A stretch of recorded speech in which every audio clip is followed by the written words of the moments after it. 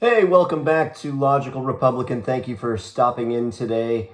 Really appreciate it. If you like what you see, like what you hear, please hit the like button. Please hit the subscribe button so you can get updated on this regularly. I know you know what I'm going to talk about today. It is the assassination attempt last evening on Donald Trump in Pennsylvania. It was scary. It was something that shouldn't happen in our society. It was something that, if it had happened to Joe Biden, the reaction would have been 180 degrees different. There are many, many, many factors that go into this, and I guess there are a lot of people to blame directly and indirectly. Obviously, the first person to blame is the person that pulled the trigger.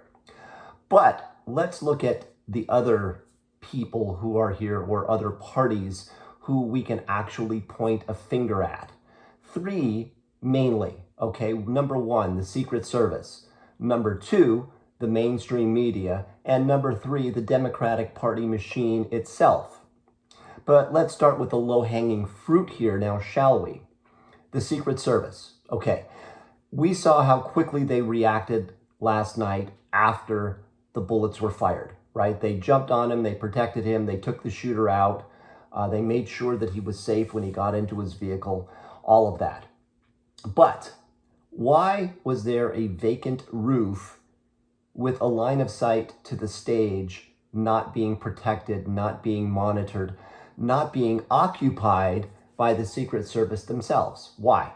Okay, they have an advance team. They do reconnaissance. What is going on? The ground team did well, but look, you and I have both watched a lot of movies where there are advance teams, there is reconnaissance teams. I don't care what country leader there is, they're always taking the high ground. They always have snipers in various secret areas, maybe where they're not visibly seen. Okay, they're on rooftops that are visible just as a deterrent. But this guy was, according to CNN last night, 148 feet from the Trump stage. How on earth is that possible?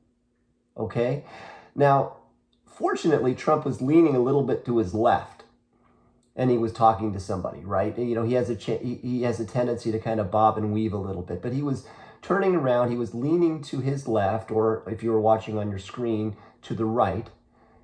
And if he wasn't leaning a little bit to the left, that bullet would have face planted him, right? He would have been shot on live TV.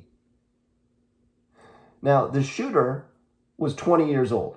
And let's pivot here 180%, like I kind of, 180 degrees, like I had mentioned at the beginning. Now, if this guy, the same guy, tried to kill Biden, okay, the press would have gone apeshit. Radical. Oh, God, small town white male against change, card-carrying NRA member that grew up in a racist household and hated everybody, blah, blah, blah, blah, blah. Okay, we don't know much about this guy, except that he was a 20-year-old guy and he somehow got his hands on an AR, whatever, rifle. But again, if it were somebody else, if it were another candidate, the narrative would have been much different. In fact, here, there really was no narrative. It was just basic reporting, which is good, right? Report the facts. Tell me the facts, CNN, MSNBC. I looked at all of them last night. Actually, BBC, I think, was doing the best overall job without any, brouhaha about this or that or whatnot. But where else is there to blame? Let's take a look at the media here, okay? Nonstop BS. On and on and on. And if Trump wins, democracy is over, okay? Whoopi and her crew are nonstop pro-anybody else campaign. Every late-night TV host is being very evident that they're a devout, card-carrying Democrat and announcing the fact. And people still watch this crap. I don't, okay? Virtually every newspaper in the country, save for the New York Post, is on their side. It's crazy. The mainstream press is seemingly 95% card-carrying Democrat, and they announce the fact in their editorials, in the way they write their stories. The bias in the overall storytelling is just, it's almost sickening. Yahoo News. Remember when Yahoo was great? Yahoo News is like the National Enquirer of news aggregation for Democrat news. Insanity. Social media, with all the lies that are regurgitated and the Kool-Aid drinking morons that believe that if it's on the internet it must be true, is just ongoing. The press has been on the I hate Trump crusade since it was clear he was the candidate to beat in 2016. And then the violent protests after he won were justified by the press. The Rolling Stone magazine, okay, well, they're not really, Pulitzer Prize winning journalists, but Rolling Stone magazine, I remember reading this, had a whole story on why people should actually take the street against Trump. Seriously. Protest, throw rocks. It's justified because he's a Republican. There was the nonstop blame game for everything that is wrong in the world. Never mind that he was only president for 4 years. Obama was president for 8 years and Stumbling Joe for the last 4. But everything is his fault. And the current election cycle with the slander, just absolute slander, coming from the Democrat Party out of the mouths of Joe Biden and Kamala Harris and anybody else who will get up on stage. Donald Trump is a threat to Donald Trump is a threat to democracy. Really? How? Just explain that to me. They never do, right? And the morons jump on this, they make memes out of it, and they spread the word and lies, and then even dumber people glom onto it and then tell their even dumber friends. So how far do the Democrats go with their outright lies to influence this herd of sheep, you ask? Well, look no further than JoeBiden.com. Seriously, look for yourself. Donald Trump wants to become dictator one day. That's what they say.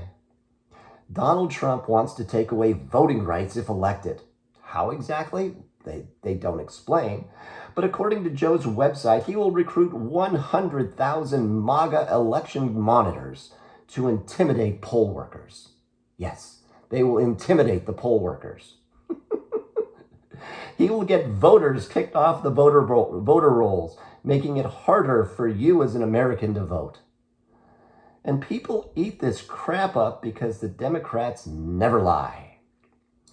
The picture on the top of this ad on JoeBiden.com is a picture of Donald Trump looking angry, and the caption is, Donald Trump is a threat to democracy. Oh, I'm sorry. Donald Trump is a danger to democracy. Now, if this isn't lighter fluid, I honestly don't know what is. So then this morning, I wake up bright and early, and out of curiosity, I trolled some of my social media pages to see what my loving, caring, open-minded, progressive, liberal friends had to say about this whole thing. And I was really hoping that they would take the high ground, like, I don't like the man or his politics, but I'm glad he's okay, or something like this should never happen in our world. But no. It was more like, he's a cockroach and you can't kill him. Or, look, he's Vincent van Gogh. Or, damn, just an inch off. Literally, these are some of the comments from people who were supposedly loving, caring individuals. And of course, there's no recourse, like during the BLM movement, where if you uttered anything against it or disagreed with something, that people would throw rocks at your house or you'd get fired from your job. No, there's no recourse, because the Democrats will do whatever they can to try and make this a one-party country. Be damned if anything else, right? Silence the dissension. They're okay with that. And what they've done really is show the strength of the man that they're trying to get rid of, the man that they're trying to discredit and talk crap about. And all he did was show strength. And it's not going to change anything on the people that already have their mind made up on the left. But what this really did was kind of solidify the vote for all the people on the fence and really scare the crap out of all of the American-hating countries around the world that were really hoping for 4 more years of weakness so they could take advantage of us. Well, I don't think that's going to happen. We'll see in, I don't know, a little while, right? November 3rd, 4th, something like that. That's the day when it's all going to change. So anyways, thank you again for watching. If you hit the like button, I'd appreciate it. Hit the subscribe button. That would be great too. Share it with a friend. It's been a crazy past 12 hours. We'll see you soon. Thanks.